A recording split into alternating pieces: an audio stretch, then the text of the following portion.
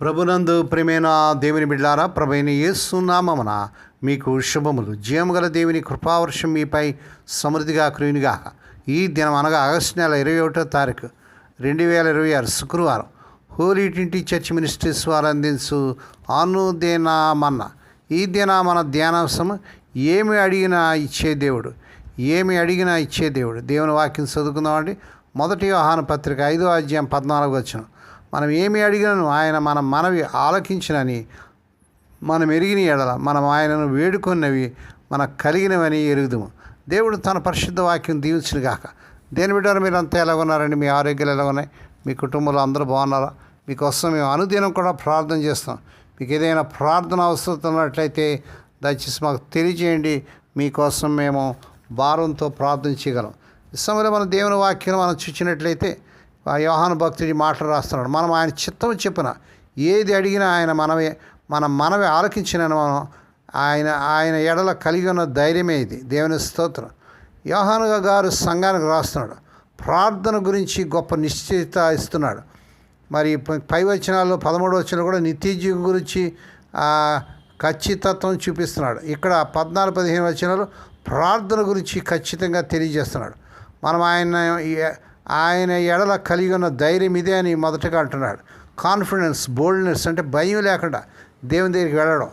ఎందుకు ధైర్యం? మనం మంచివాడం కాబట్టి కాదు. యేసు ప్రభు ద్వారా మన తండ్రితో సంబంధం ఉంది కనుక. హెబ్రీయులకు రాసిన పత్రిక 4వ అధ్యాయం 16వ వచనం. పిల్లలు తండ్రి దగ్గరికి ఎలాగ అడుగుతారో అలాగే మనం ప్రభు దగ్గరికి వెళ్ళి అడగాలి. రెండోది, ఆయన చిత్తం చెప్పిన ఏది అడిగినాను. ఇది ప్రార్థనకు కీ పాయింట్ అనమాట. నా చిత్తం కాదు, ఆయన చిత్తం. దేవుడు మన కోరికలు తీర్చే యంత్రం కాదు. ఆయన మన తండ్రికి ఏది మంచిదో ఆయనకే తెలుసు. మత్తయి సువార్త 7వ అధ్యాయం 11వ వచనం.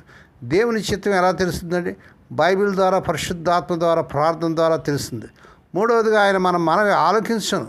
మనం ప్రార్థిస్తే దేవుడు చెవిటివాడు కాదు, ఆయన వింటాడు. ప్రార్థన ఆలకించేవాడు సర్వసరిహద్దులు నీ వద్దకు వచ్చేది. కీర్తన 34:15 వచనం కూడా చదవండి.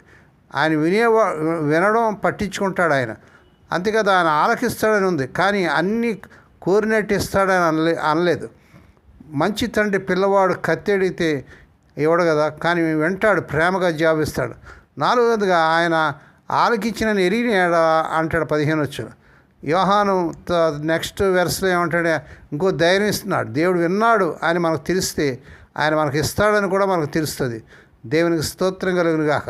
ఈ 1 యోహాను పత్రిక 5వ అధ్యాయం 14 నుంచి కొన్ని 4 విషయాలు మనం చూసినట్టయితే మనకు ధైర్యం ఉంది. దేవుని దగ్గరకు భయపడకుండా వెళ్ళొచ్చు. ఆయన కోపంగా లేడు, తండ్రిగా ఉన్నాడు. ప్రార్థనకు కండిషన్ కూడా ఉంది. ఆయన చిత్తము చొప్పున మన కోరికను దేవుని వాక్యంతో సరి చేసుకోవాలి. మూడవదిగా, దేవుడు తప్పకుండా వింటాడు. మన ప్రార్థన గాలిలోకి వెళ్ళదు. సర్వశక్తిమంటూ మన ప్రార్థన వింటాడు. 4వదిగా, జాబు 3 రకాలుగా వస్తుంది. అవును, కాదు, వేచి ఉండు. 3 ప్రేమతో ఇచ్చే జాబులే. దేవుని స్తోత్రం. దేవుని బిడ్డలారా, 3 ప్రాక్టికల్ అడుగులు కూడా మనం చూడాలి. నీ చిత్తంతో ప్రార్థించడం నేర్చుకోవద్దు. తండ్రి, ఈ ఉద్యోగం నాకు కావాలి, కానీ నీ చిత్తమే ఏదైతే అదే జరిగి అనాలి. యేసు ప్రభువారు కూడా గెత్సేమనేలో ఇలాగే ప్రార్థించాడు. ప్రభువా, నా చిత్తము కాదు, నీ చిత్తమే సిద్ధించగా. కానీ మత్తయి సువార్త 26వ అధ్యాయం 39వ వచనంలో ప్రార్థన చేశాడు. బైబిల్ వాగ్దానాన్ని ప్రార్థనగా మార్చు. ఆరోగ్యం కావాలా? ఇర్మీయా గ్రంథం 30వ అధ్యాయం 17 పట్టుకొని ప్రార్థించు. నీకు ఆరోగ్యం కలుగజేయదని ప్రభు చెప్పాడు. అది దేవుని చిత్తం కాబట్టి ధైర్యంగా అడగవచ్చు. మూడవది, జాబు రాకపోతే నిరాశపడకు దేవుని బిడ్డ. దేవుడు విన్నాడు. ఆయన టైమింగ్ కోసం వేచి ఉండు. కొన్నిసార్లు లేదని కూడా అనేది కూడా గొప్ప ఆశీర్వాదం. దేవుని బిడ్డమైన మనం దేవుని చిత్త ప్రకారం అడిగితే ఆయన తప్పకుండా మన ప్రార్థన వింటాడు అనే గొప్ప ధైర్యం మనకి ఉంది. దేవుని స్తోత్రం. భారతదేశంలోని పెద్దలపై 2020లో జరిపిన ఒక అధ్యయనం ప్రకారం సగటున భారతీయులు స్క్రీన్ చూసే సమయం ప్రతిరోజు 2 గంటల నుండి 4-5 గంటలకు పెరిగింది. అయితే నిజం చెప్పాలంటే ఈ సంఖ్య చిన్నది. ఎందుకంటే నేను తరచుగా గూగుల్లో ఏదైనా వెతుకుతున్న సమయం, వాట్సాప్లో జాబ్ ఇచ్చిన, ఫేస్బుక్ చూడటం, ఇతరులు కాల్ చేసే సమయాలు పరిగణలోకి తీసుకుంటే మనలో చాలామంది క్రమ పద్ధతిలో ఉండాలని, అన్ని విషయాలు ఒక నిపుణత కలిగి ఉండాలని, అందరితో కలిసి ఉండాలని మన ఫోన్లతో ఎక్కువసేపు గడుపుతాం. యేసు ప్రభువును విశ్వసించేవారుగా మనకు స్మార్ట్ ఫోన్ కంటే అనంతమైన గొప్ప వనరు ఉంది. దేవుడు మనల్ని ప్రేమిస్తాడు. మరియు జాగ్రత్తగా చూసుకుంటాడు. మరియు మన అవసరాలతో ఆయన వద్దకు రావాలని కోరుకుంటాడు. మనం ప్రార్థించినప్పుడు ఆయన చిత్తానుసారంగా మనం ఏది అడిగినానో ఆయన మన మనవి ఆలకించినదే మనం నమ్మకంగా ఉండగలమని పరిశుద్ధ బైబిల్ చెప్తుంది. 1 యోహాను పత్రిక 5:14 వచ్చిన బైబిల్ చదవడం ద్వారా దేవుని మాటలను మన హృదయంలో భద్రపరచుకోవడం ద్వారా ఆయన మన కోసం నిశ్చయించుకున్న విషయాల కొరకు మనం ఖచ్చితంగా ప్రార్థించవచ్చు. అందులో శాంతి, జ్ఞానం, మనకు అవసరమైన వాటిని ఆయన అందిస్తాడని విశ్వాసం లభిస్తుంది. 15 వచనం చదువుకోండి. మన పరిస్థితి మారినప్పుడు దేవుడు మన మాట వినడు అని కొన్నిసార్లు అనిపించవచ్చు. అయితే మా ప్రతి పరిస్థితిలో సహాయం కోసం నిరంతరం ప్రియప్రభు వైపు తిరగడం ద్వారా మనం దేవుని వైపు మన విశ్వాసాన్ని పెంపొందించుకుంటాం. కీర్తన గ్రంథం 116 కీర్తన 2వ వచనం. ఇది మనకు విశ్వాసంలో ఎదగడానికి వీలు కల్పిస్తుంది. మనం కోరుకున్నదంతా మనం పొందలేకపోయినా ఆయన తన ఖచ్చితమైన సమయంలో మనకు అవసరమైన వాటిని అందిస్తాడు అని వాగ్దానం చేశాడు. ప్రార్థనలో దేవుని వద్దకు వచ్చినప్పుడు మీకు ధైర్యం ఎప్పుడు సరిపోలేదు. మీ ప్రార్థనలు మీరు నమ్మకంగా మనపూర్వకంగా ఎలా ఉండగలరు దేవుని బిడ్డారా? గుర్తుంచుకోవాల్సిన కొన్ని వచనాలు. 1 యోహాను పత్రిక 5:14 వచ్చిన ఆయన చిత్తం చెప్పున మనము ఏమి అడిగినా ఆయన మనవి ఆలకించును. అంటే దేవుని బిడ్డలమైన మనము దేవుని చిత్త ప్రకారం అడిగితే ఆయన తప్పకుండా మన ప్రార్థన వింటాడు అనే గొప్ప ధైర్యం మనకుంది. 2 యోహాను సువార్త 15:7 నా యందు మీరు నిలిచి ఉంటే నా మాటలు మీ యందు నిలిచి విండినేలా మీకు ఏది ఇష్టమో అది మీకు అనుగ్రహింపబడినాడు.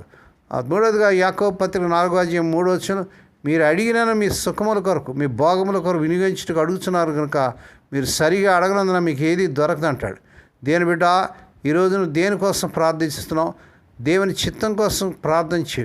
ప్రభువా నీ చిత్తానుసారం జరిగించని ప్రార్థించు. ధైర్యంగా ప్రభు దగ్గర రండి. తప్పకుండా మన ప్రార్థనలకు దేవుడు జవాబిస్తాడు. దేవుడు ఈ మాటలు దీవించును గాక. ప్రార్థన చేసుకుందాం. పరిశుద్ధుడైన మా తండ్రి, నీ పరిశుద్ధ నామమున స్తోత్రాలు, వందనాలు చేయించుకున్నాను ఆయన. మీరు ఎంతైనా నమ్మదగిన దేవుడు మా తండ్రి.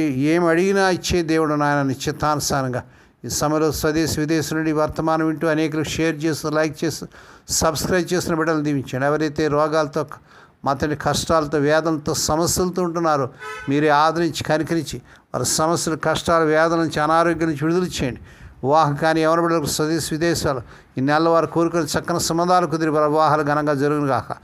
నాయన మా తండ్రి, మరి ఉద్యోగాలు లేక స్వదేశ విదేశాల్లో మా తండ్రి బాధపడుతున్న బిడ్డలకు ఈ వారంలో అద్భుతం జరిగించాను.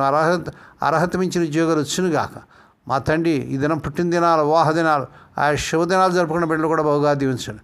హోలీ ట్రింటీ చర్చ్ మినిస్ట్రీస్ని ప్రేమించి సహాయపడుతున్న మరి స్వదేశ విదేశంలో మన ప్రియులందరినీ వారి కుటుంబాలు దీవించి వారి ప్రతి అవసరం తీర్చండి. ఈ దినమంతట్లోని బిడ్డల చుట్టూ మీరు రక్తం చేసి ప్రతివేదన కీడించి దుష్టుల నుంచి ప్రమాదం తప్పించి క్షేమకరమైన ప్రాణాలు దయచేయమని మహిమ నీకే, ఘనత నీకే చెల్లించుకుంటూ యేసే పరిశుద్ధ నామమున స్తుతించి గానపరిచి వేడుకొని ప్రార్థిస్తున్నాం తండ్రి. ఆమేన్. మన ప్రభువైన యేసు క్రీస్తు వారి కృప, తండ్రి అయిన దేవుని ప్రేమ, పరిశుద్ధాత్మ దేవుని కన్నీటి సహవాసం సదాకాలం మీకు తోడేండి నడిపించి బలపరచునుగాక. ఆమేన్.